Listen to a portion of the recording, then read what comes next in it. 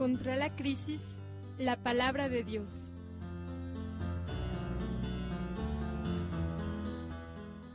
Llegamos al fin de año con una preocupación de proporciones mayúsculas.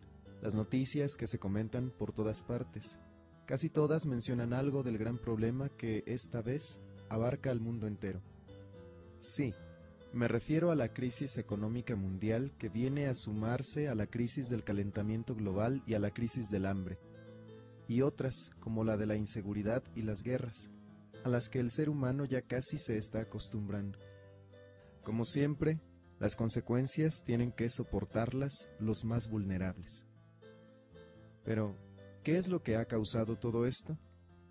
La respuesta no es difícil de encontrar, aunque sí difícil de aceptar y, más aún, de poner el remedio, precisamente por no aceptar la causa.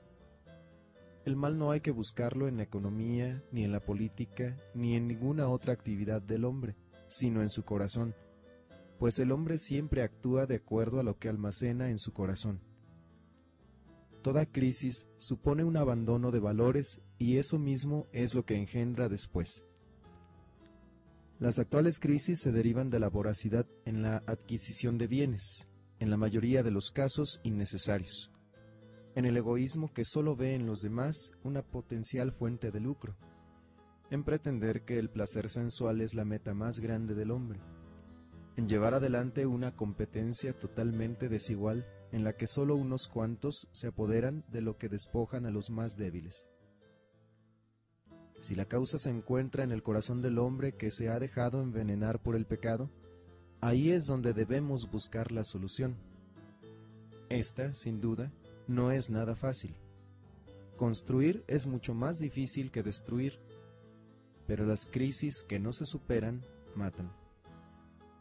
La Iglesia, preocupada por proclamar el mensaje de salvación, sobre todo en estos momentos difíciles en los que el hombre necesita encontrar el camino, ha celebrado el sínodo sobre la palabra de Dios. Con él nos ha recordado la importancia que tiene la Biblia para la vida del hombre. El abandono de la palabra de Dios propicia en el corazón humano un campo idóneo para el egoísmo y, por ello, para el inicio de todo tipo de crisis. Sin la palabra de Dios, sobre todo en las familias, éstas se convierten en generadoras de personas que tarde o temprano serán solo victimarias o víctimas del egoísmo en cualesquiera de sus facetas.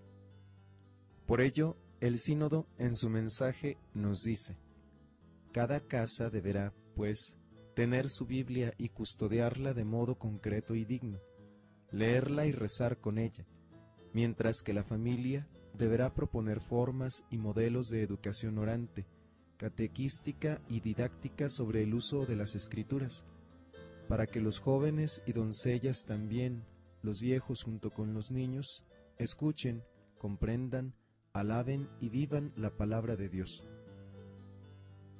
Las soluciones no se las podemos dejar a otros. Ese ha sido el principal problema de todos los tiempos, por eso no se sale de él. Es necesario que todos, cada uno desde su lugar, asuma su responsabilidad, sin olvidarse de la felicidad como el progreso, son fruto de la acción humana iluminada por la gracia.